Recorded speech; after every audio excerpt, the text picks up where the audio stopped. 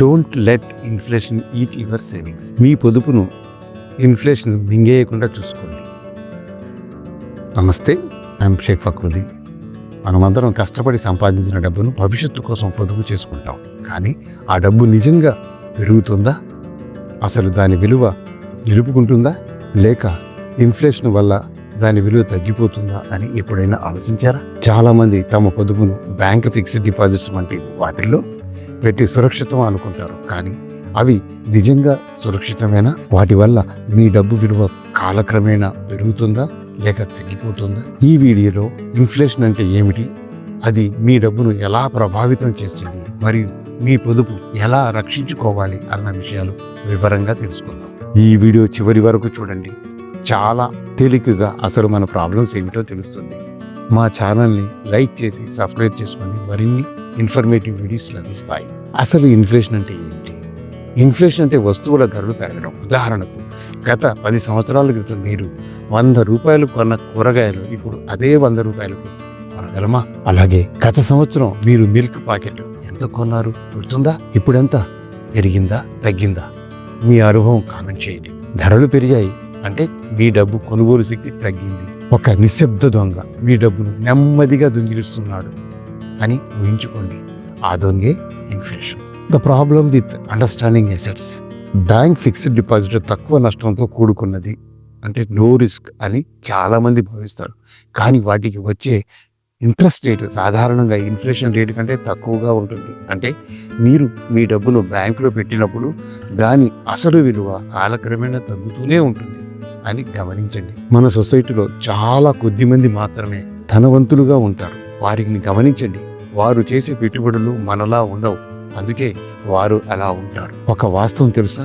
Fixed interest మీదే depend అయిన వారు ఒక్కరు కూడా ధనవంతులు కాలేరు కూడా. Retirement dreams shattered. పల్లెటూరు నుంచి వచ్చిన రామారావు గారు తన జీవితాంతం కష్టపడి సంపాదించిన డబ్బును తన రిటైర్మెంట్ కోసం ఫిక్స్డ్ డిపాజిట్లో దాచుకున్నారు. ఆ డబ్బుతో నా పాత ఇంటిని బాగు చేసుకుంటాను, నా మనవరాళ్లకు మ్యారేజెస్లో మంచి బహుమతులు కొంటాను అని కలలు కన్నారు. 20 ఏళ్ల తర్వాత ఆయనకు వచ్చిన వడ్డీ ఇన్ఫ్లేషన్ ముందు నిలబడలేకపోయింది.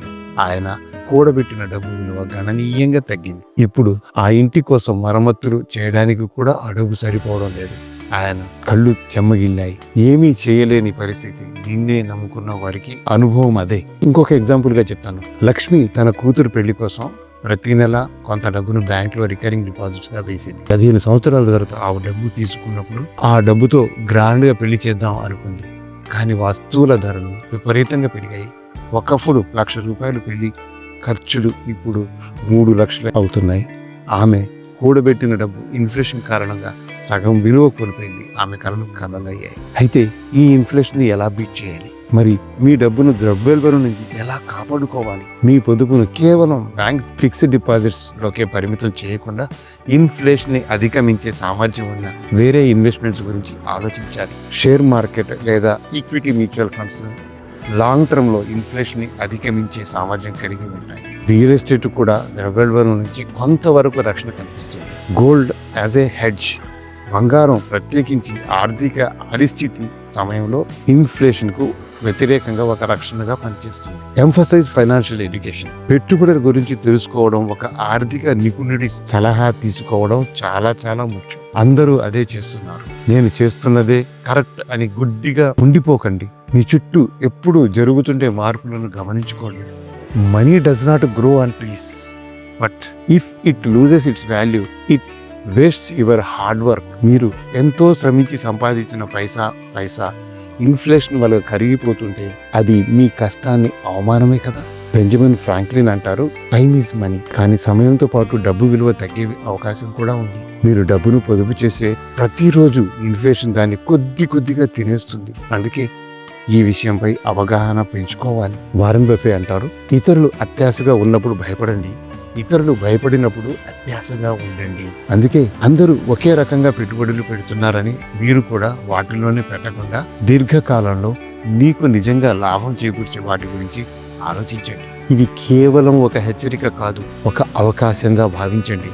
మీ ఆర్థిక భవిష్యత్తును మీ చేతుల్లోకి తీసుకోవాల్సిన సమయం ఇది. పెట్టుబడుల గురించి మరింత తెలుసుకోండి. లేదా ఒక ఆర్థిక సలహాదారుని సంప్రదించండి. మీ కష్టార్జితం ఇన్ఫ్లేషన్ బారిన పడకుండా రక్షించుకోండి. Your financial freedom is in your hands. Make wise decisions, secure your future. ఈ వీడియో మీకు నచ్చితే దయచేసి లైక్ చేయండి, షేర్ చేయండి మరియు మా ఛానల్ను సబ్స్క్రైబ్ చేసుకోవడం మరవకండి. మరొక ఉపయోగకరమైన వీడియోతో అతి త్వరలో మళ్ళీ కలుద్దాం. ధన్యవాదములు. జై హింద్, జై భారత్.